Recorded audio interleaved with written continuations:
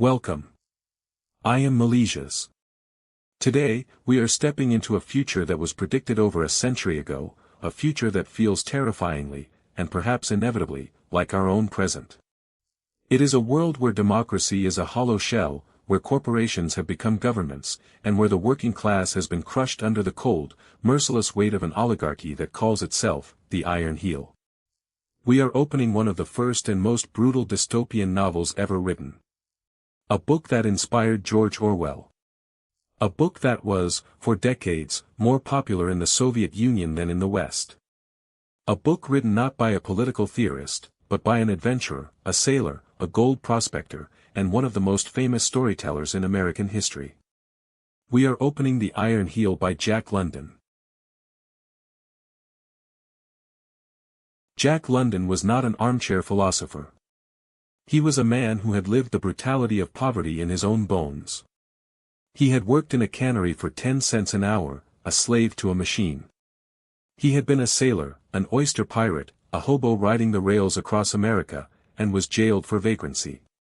He had seen the gap between the immense wealth of the few and the crushing misery of the many, and it had filled him with a righteous, burning fury. He became a socialist, not as a fashionable intellectual stance, but as a matter of survival. He believed that capitalism was a system of organized violence, and that it would, inevitably, lead to tyranny. And so, in 1908, at the height of his fame as the author of The Call of the Wild and White Fang, he did something extraordinary. He wrote a book that was not an adventure, but a warning. A warning so dark, so uncompromising, and so terrifyingly accurate in its predictions, that it was dismissed by many as the ravings of an alarmist. But time, that cold and patient judge, has proven him to be a prophet. The story is presented to us not as a direct narrative, but as a secret, forbidden text. It is the manuscript of Avis Everhard, a woman of privilege who fell in love with a revolutionary leader, Ernest Everhard, and became a key figure in the doomed socialist uprising against the Iron Heel. Her account, hidden for centuries, was discovered and annotated by a historian named Anthony Meredith in the distant future, a time when the tyranny is long gone and humanity lives in a peaceful, enlightened age.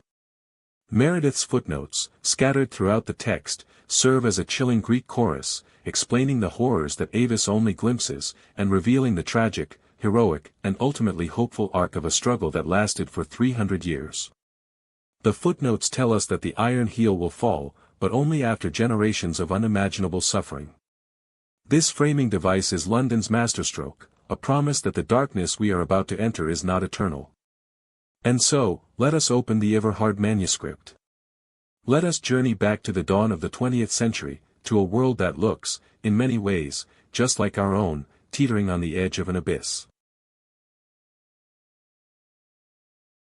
Part 1, The Birth of a Revolutionary, The Shattered Dream. The story begins not in a factory or a slum, but in a beautiful, comfortable, and utterly sheltered home. Avis Cunningham, a brilliant and idealistic young woman, is the daughter of John Cunningham, a respected physicist and university professor. Her world is one of books, intellectual debate, and the quiet, unshakable certainty that the system, for all its flaws, is fundamentally just. One evening, her father invites a guest to dinner. A controversial figure. A leader of the working class. A socialist agitator. His name is Ernest Everhard. And Avis, who has only ever read about such men in the abstract, is profoundly curious. She expects a wild-eyed fanatic, a bomb-thrower, a creature of hatred. Instead, a man of immense physical power and even greater intellectual force walks through the door. He is broad-shouldered, with the hands of a laborer and the mind of a philosopher. He is calm, courteous, and utterly, devastatingly certain of his cause. His very presence seems to fill the elegant dining room with a new, unsettling energy. Avis, against her will, is fascinated. The dinner conversation is a revelation, and a catastrophe. Ernest does not debate in the polite, detached manner of the university. He attacks. He speaks of the millions of working-class men, women, and children who are being ground into dust by the vast, impersonal machine of industrial capitalism. He calls the church a paid servant of the ruling class. He dismisses the press, the courts, and the government as instruments of the plutocracy, a vast, interconnected web of power that exists not to serve the people, but to control them. The polite, intellectual atmosphere of the dinner party is shattered. One of the guests, a judge, storms out in fury. The evening ends in tension and anger. Avis is deeply disturbed, but she is also challenged. This is not a hatred of individuals, she realizes. This is a critique of a system. A system so vast and so deeply entrenched that it is invisible to those who benefit from it. And she, the daughter of a respected professor, is one of those people. A seed of doubt has been planted in the fertile soil of her conscience. It is the beginning of her long, painful, and ultimately heroic journey. Ernest, recognizing the spark of genuine curiosity in Avis, decides to show her the truth, not just argue about it. He takes her to the places where the polite society of San Francisco never goes. He takes her into the factories, where the noise is deafening and the air is thick with lint and the smell of oil. He shows her the workers, men and women with hollow eyes and missing fingers, who work 12-hour days for wages that barely keep them alive. He shows her the tenements, where families are packed into single, damp, and decaying rooms. And then, he shows her the event that will forever shatter Avis's comfortable worldview. A man named Jackson, a quiet, dignified worker, lost his arm in a factory accident. He received no compensation. He was fired. And when he dared to take his case to court, the full, corrupt machinery of the law was brought to bear against him. The judge, a political appointee owned by the trusts, dismissed his case. He was left with nothing but a stump, a ruined life, and a burning, impotent rage. Avis sees the injustice not as an abstract concept, but as a broken body and a destroyed life. It is the moment her old self dies. Avis's transformation is complete. She joins the socialist movement, not as a passive follower, but as an active, passionate participant. And her bond with Ernest deepens. They fall in love, a love forged not in the soft candlelight of drawing rooms, but in the harsh glare of political struggle. They marry. And they become partners in the great, coming revolution. But the forces of reaction are already gathering. Ernest's speeches become more and more dangerous to the ruling class. The press, owned and operated by the trusts, begins to slander him, calling him a wild-eyed anarchist and a dangerous criminal. The once solid ground of lawful dissent begins to crumble beneath their feet. Avis, now a true believer, watches as the man she loves transforms from a respected, if controversial, public intellectual into a hunted man. The first, quiet, terrifying steps towards the iron heel's open tyranny are being taken. And the couple finds themselves standing at the edge of a precipice, looking down into a darkness that is about to swallow the world. Part 2, The Shadow War, The Rise of the Oligarchy. The transformation of Avis Everhard from a sheltered daughter of privilege into a committed revolutionary was complete. But the world around her was transforming too, with a speed and a brutality that was breathtaking. The industrial trusts, the vast, impersonal monsters of capital, were no longer content to simply control the economy. They were moving, with a cold and deliberate precision, to seize the state itself. The signs were everywhere, hidden in plain sight for those who had the eyes to see them. The two great political parties, the Democrats and the Republicans, were, in Ernest Everhard's words, merely two wings of the same bird of prey. Their conventions were not debates about policy. They were auctions, where the highest bidder among the trusts purchased the nomination.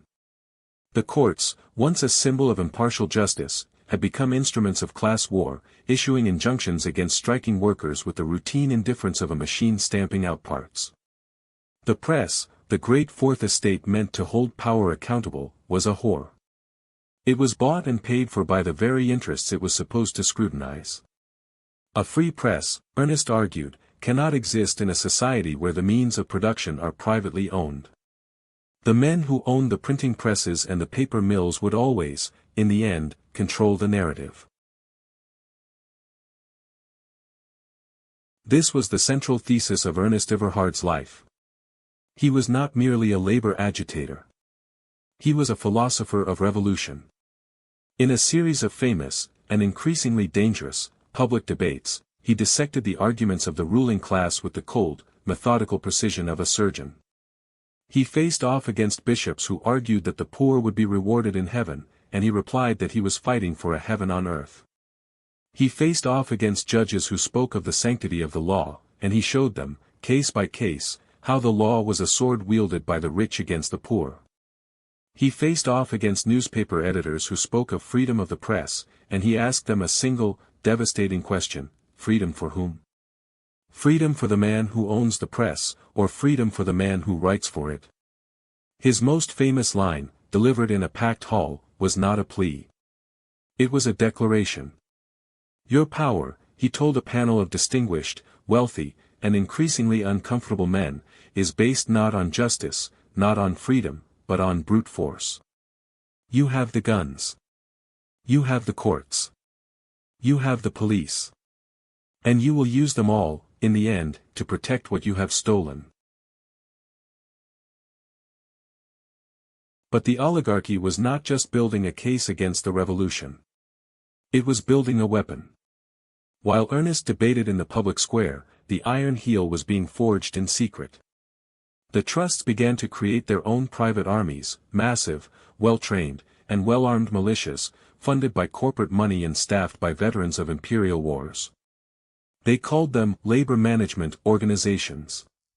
The workers called them what they were: death squads. They infiltrated the labor unions, creating a network of spies and agent provocateurs. They corrupted the leaders of the moderate socialist factions, buying them off with promises of power and privilege. The entire capitalist class, despite its internal rivalries, was uniting into a single, monolithic, and terrifying force, driven by a collective, unshakable fear of the coming revolution. They knew, with a clarity that matched Ernest's own, that they were fighting for their very existence. And they were prepared to do absolutely anything to win. The breaking point came not in a debate hall, but in the streets of Chicago. The socialist movement, growing in numbers and confidence, had called for a general strike.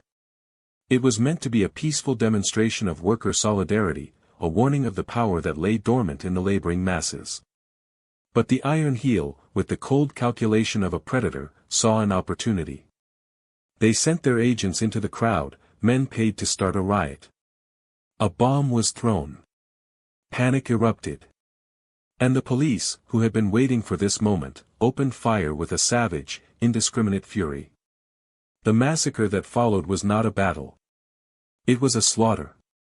Thousands of workers were gunned down. The streets of Chicago ran with blood. And the iron heel, having provoked the very violence it had predicted, declared martial law. The leaders of the socialist movement, the organizers, the thinkers, the poets, were rounded up in a vast, nationwide crackdown. Ernest Everhard, the voice of the revolution, was arrested and thrown into a secret prison. The first great uprising was crushed. And the iron heel, with a triumphant roar, had announced its arrival. Part 3, The Chicago Commune and the Reign of Terror. The massacre of the Chicago strike was the iron heel's declaration of war. The mask of democratic process, thin as it had always been, was now completely discarded. In its place was the cold, unyielding face of absolute power. The oligarchy, operating through its newly created military arm, seized control of the government. Congress was dissolved. The Constitution was suspended. And a reign of terror, methodical, scientific, and utterly ruthless, descended upon the land. Ernest Everhard, along with hundreds of other socialist leaders, was held in a secret prison, a place where the law could not reach them and their screams could not be heard. The official story, fed to the public by the trust-owned newspapers, was that the socialist leaders were being held for their own protection. The truth was whispered only in the dark, cramped homes of the poor, they were being tortured and killed, one by one. It was in this crucible of terror that the organized labor movement died and the true revolution was born underground. Avis, now living under a false identity, became a key figure in the secret network. She was the chronicler, the keeper of the flame. She began to write her manuscript, not as a diary, but as a testament. A message in a bottle, thrown into the vast, dark ocean of the future, hoping that one day, someone would find it and know the truth. Her account is not a dry, objective history. It is a cry of anguish and a song of defiance. She writes of the martyrs, the men and women who were executed by firing squads at dawn. She writes of the spies who infiltrated the movement, the betrayals that broke hearts as surely as bullets broke bodies. She writes of the quiet, unshakable courage of the ordinary people who hid fugitives, smuggled pamphlets, and kept the dream alive in the face of overwhelming terror. She records a world where a neighbor's glance could mean a death sentence, and where the simple act of reading a forbidden book was an act of war. Her husband, however, was not dead. Ernest Everhard had escaped. The great revolutionary, the man the Iron Heel feared most, was now a ghost, moving through the shadows, rebuilding the shattered movement. Avis's reunion with him is the most heartbreaking chapter of the book. They meet in a safe house, a tiny, bare room. He is disguised, a shell of the powerful, confident man she married. His body is scarred. His eyes hold a new, terrible, and profound knowledge of human cruelty. But his spirit is not broken.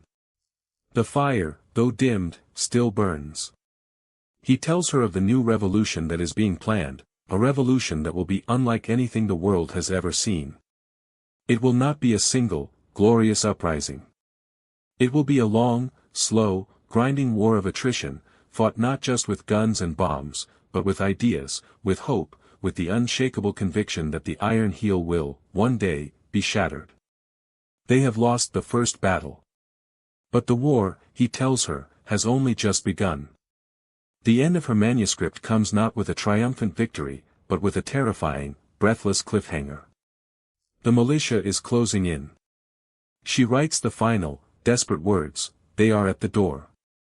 I can hear them." And the page goes blank. The Everhard manuscript ends there, with the arrival of the secret police. But the story does not. For centuries, the manuscript lay hidden, a seed buried in the frozen ground of history. And then, as Anthony Meredith, the scholar of the future, tells us in his footnotes, the Iron Heel fell.